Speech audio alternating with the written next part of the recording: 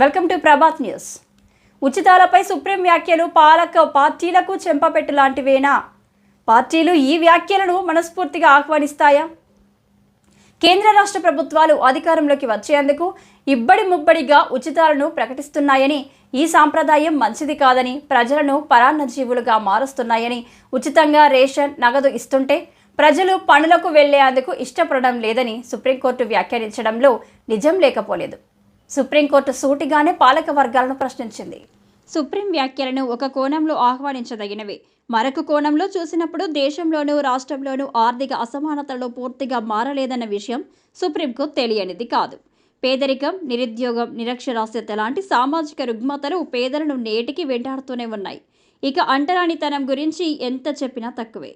ఉచితాలను అందుకుంటున్న వారిలో వీరిదే అగ్రస్థానం. పేదరికం రేఖ కింద 40% మంది ప్రజలు ఉన్నారు. 16 సంవత్సరాల నుంచి 29 సంవత్సరాల లోపు 40% యువతీ యువకులు ఉన్నారు. అక్షరాస్యత 60%కి మించలేదు. భారత రాజ్యాంగం పలు ప్రాథమిక హక్కులను ఇచ్చింది. ప్రభుత్వాలను హెచ్చరించింది. పొట్ట చేత పట్టుకొని బిడ్డలను సంఖ్యనెత్తుకొని వలసలు వెళ్లే ప్రజల సంఖ్యను లెక్కించలేవు. వ్యవసాయం పండక, కూలి దొరకక, కనీస అవసరాలు అయిన మంచినీరు, పారిశుద్ధ్యం లాంటి సౌకర్యాలకు నోచుకోక తనువు చాలిస్తున్న వారి సంఖ్యకు కొదవలేదు. ప్రజల అవసరాలను ఆసరాగా చేసుకుని అధికారంలోకి వచ్చేందుకు అన్ని పార్టీలు సులువుగా చేసేది ఉచితాల ప్రకటనలే. ఇటీవల కాలంలో ఈ ప్రకటనల జోరు మరింత పెరిగింది.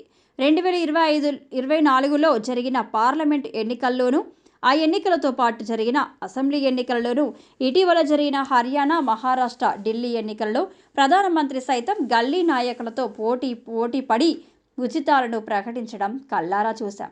గతంలో ఉచితాలకు తాను వ్యతిరేకమని ప్రకటించిన ప్రధాని నరేంద్ర మోడీ ఈ ఎన్నికలలో తానే స్వయంగా ఉచితాలపై ప్రచారం నిర్వహించడం జరిగింది. పాలక వర్గాలు అధికారంలోకి వచ్చేందుకు ఉచితాలను ప్రకటించడం ఇటీవల కాలంలో మరింతగా పెరిగింది.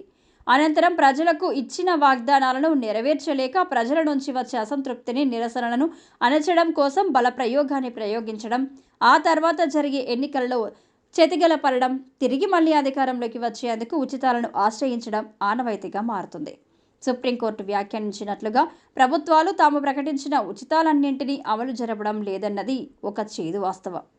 ఒక 10 వాగ్దానాలను తీసుకుంటే అందులో సగం వాగ్దానాలు మాత్రమే అమలు జరపడం, అందులోనూ సగం మందికి మాత్రమే పథకాలను అందించడం రివాజుగా మారుతుంది.